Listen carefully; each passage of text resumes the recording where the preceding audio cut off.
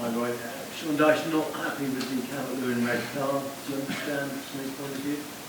Yeah, I mean, Sean comes from a type of football, brought up in a type of football where those sort of challenges were pretty commonplace, and they weren't punished. People got the ball. We now live in a slightly different world, I think, and that is if you go into challenges with a straight leg and you have a bit of intent behind it, there is a risk, unfortunately, that the referee will give a red card. But yeah, I have every sympathy with him. There was definitely no malicious intent from Calvert-Lewin, there's no question of that, not from seeing it back. It's just a situation of an interpretation these days of a challenge, and the interpretation unfortunately can be that if you're straight leg and your foot's off the ground as you go into the challenge, it can be deemed a red card. So yeah, have I got sympathy with him? Yes, I have. Is there a danger with VAR, according to sort of clear up those obvious mistakes? Is there danger now that we're over-analysing everything, slowing things down? It can change. There's no point to it. We've been talking about that for 2 or 3 years now, and even more since the start of the season. I don't really fancy getting involved in yet another debate about whether VAR is improving or not improving the game, or is solving these situations. Obviously the referees, I think, sometimes benefit from it because there's a situation on the field of play where perhaps they're not quite so sure, so maybe it's quite good for them to have a backup, whispers in their ear. But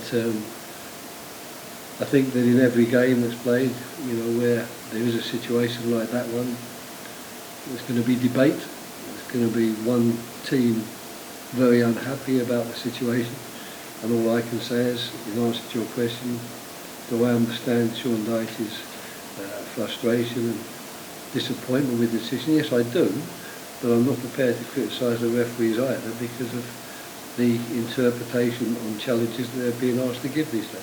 How do you feel about the result, the performance tonight, and the prospect of a replay back?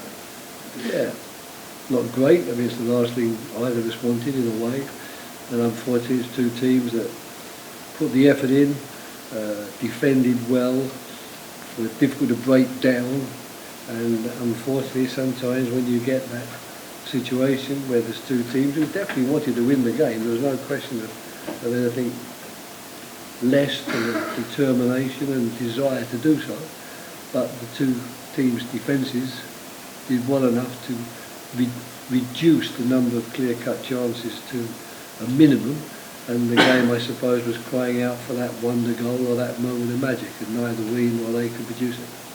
Any update on Michael Lee's agent? No, it's only a couple of days.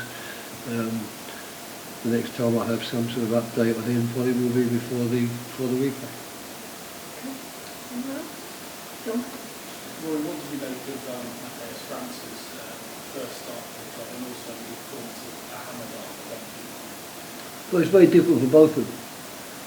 I think that, if you're the type of players they are, then playing Everton is probably the last thing you want, because of the physicality, because of the need to be strong, the need to be brave, the need to win your challenges and win your duels.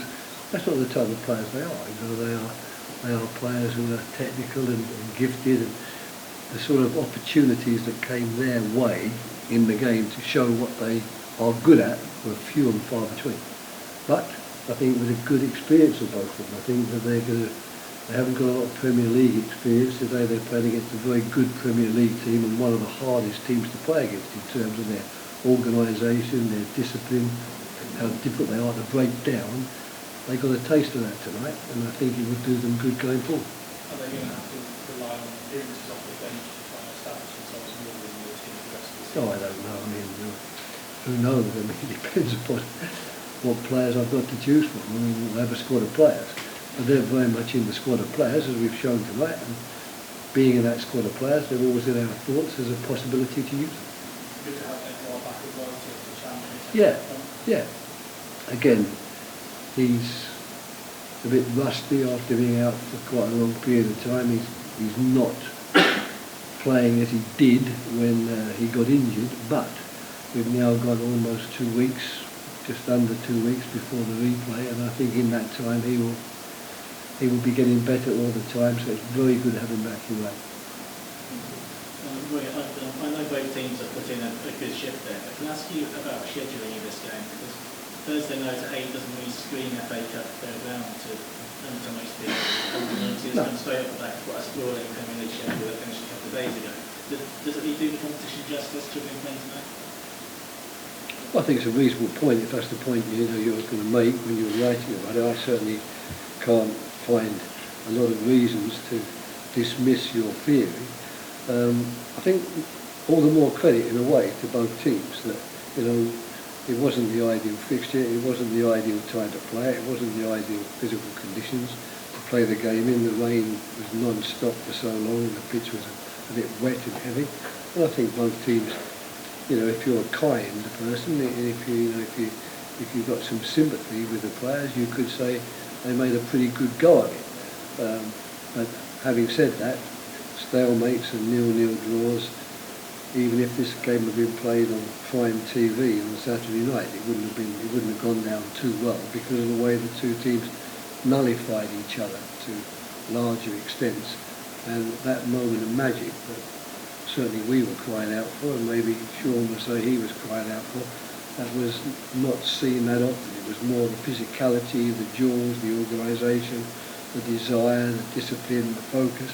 All those, you get ticks on all of those, but what makes a game exciting and good is goals, or really a lot of goal chances. And this was a game that didn't happen. Okay, that's great. Thanks very much. Did you have a question in the back? Oh, sorry. I answered it, did I? You sure? Good, okay, good. Thank you. Thank you.